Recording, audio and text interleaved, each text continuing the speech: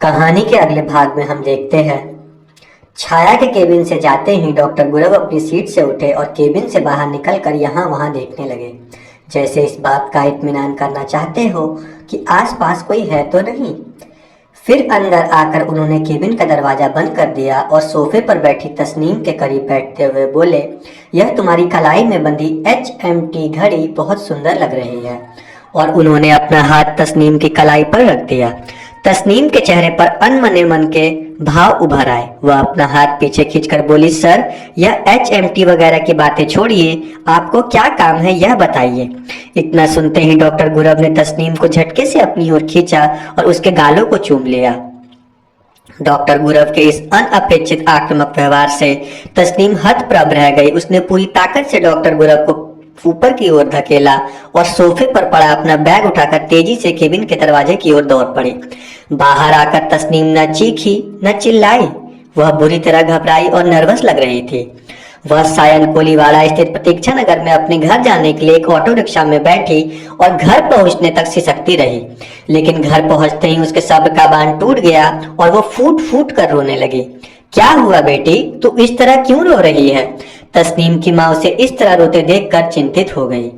कुछ देर बाद तस्नीम ने सिसकियां भरते हुए उस रोज की पूरी घटना अपनी माँ को सुनाई और एक दिन पहले यानी 17 मई को हुआ वाकया भी सुनाने लगी। 17 मई को दोपहर 2 बजे को तस्नीम ने उत्तर पुस्तिकाएं ठीक ही की थी कि डॉक्टर गुरव की केबिन से उसे खास काम होने की वजह से तुरंत आने का निर्देश प्राप्त हुआ। बहन की शादी के सिलसिले में डॉक्टर गुरव छुट्टी पर थे, पर अभी अभी लौटे थे। हेलो सर, कैसे हैं आप? आपकी बहन की शादी ठीक ठाक तो हो गई ना? हाँ तस्नीम, दहेज की कुछ समस्या जरूर थी, लेकिन सब कुछ सही ढंग से संपन्न हुआ।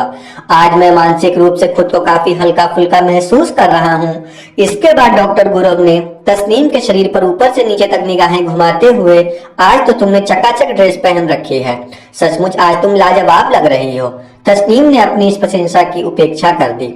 डॉक्टर गुरव की नजर तस्नीम की मेहंदी लगे हथेलियों पर अटक गई, जिसे ईद के मौके पर लगाया गया था, और बोले, अच्छा तस्नीम यह बताओ कि तुम पामिस्ट्री में विश्वास करती हो? तस्नीम ने इनकार में अपना सर हिला दिया। आओ मैं तुम्हें बताता हूँ कि पामिस्ट्री में तुम्हारे जीवन का क्या संबंध है, कहकर डॉक्टर गुरव तस्नीम का हाथ अपने हाथों में लेकर देखने लगे। तस्नीम को यह सब नागवार गुजर रहा था। वह डॉक्टर गुरव से अपने हाथों से हाथ छुड़ाते हुए बोली, सर आपका व्यवहार आपत्तिजनक है। इससे पहले कि डॉक्टर गुरव अपनी सफाई में कुछ कहते, तस्नीम बात बदलते हुए बोली, शाम की परीक्षाएं शुरू होने वाली है सर, मुझे सुपरविजन के लिए जाना है। तभी एक दूसरे प्रोफेसर ने केबिन में प्रवेश किया और डॉक्टर गुरव को तस्नीम से अपनी बातचीत वहीं रोक देनी पड़ी। अपनी बेटी के साथ पिछले 2 दिनों से हो रहे दुर्व्यवहार से तस्नीम की मां काफी क्रोधित हो उठी। बेटी, तुम्हें तुरंत प्रिंसिपल पवार से मिलकर डॉक्टर गुरव के खिलाफ शिकायत करनी चाहिए। इस घटना के बाद 2 दिन तक वो तस्नीम कॉलेज बिल्कुल नहीं गई और फिर प्रिंसिपल IS पवार को इस सिलसिले में एक खत लिखा, लेकिन प्रिंसिपल के छुट्टी होने के कारण उनसे मिलना 4 दिन बाद 22 मई 1989 को ही संभव हो सका।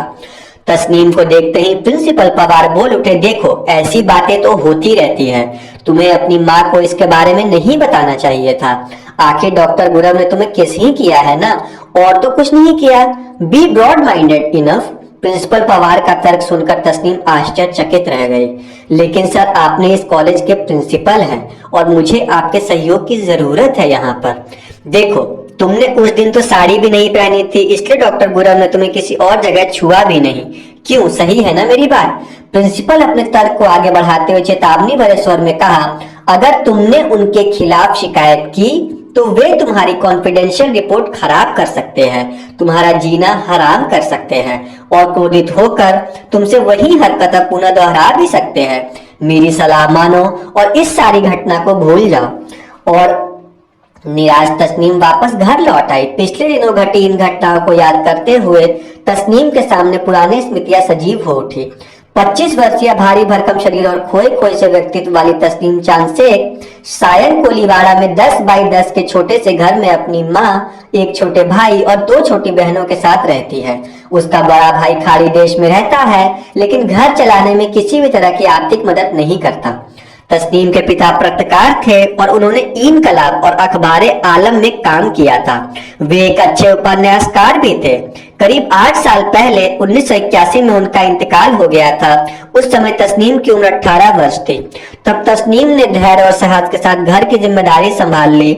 अपनी पढ़ाई जारी रखने के साथ साथ वह सिलाई, मेहंदी का काम और ट्यूशन भी करने लगी। घर की आजीविका की जिम्मेदारी के बावजूद तस्नीम पढ़ाई में हमेशा अव्वल रही। एमएससी ऑर्गेनिक केमिस्ट्री की परीक्षा में उसे विश्वविद्यालय में दूसरा स्थान प्राप्त हुआ। उसने अपना शैक्षणिक कैरियर सोफिया की जूनियर लेक्चरर में प्रवक्ता के तौर पर शुरू किया था। तो दोस्तों, अब तक की कहानी आपको कैसी लगी, आप अपनी बात कमेंट सेक्शन में जरूर बताना। मैं आपको मिलती हूँ उस कहानी के तीसरे भाग में। तब हम कहानी को पूरा पढ़ेंगे, पूरा सुनेंगे और अपनी राय जाहिर करेंगे। मैं मिलती हूँ आपको एक नई वीडियो में। बाय बाय दोस्तों।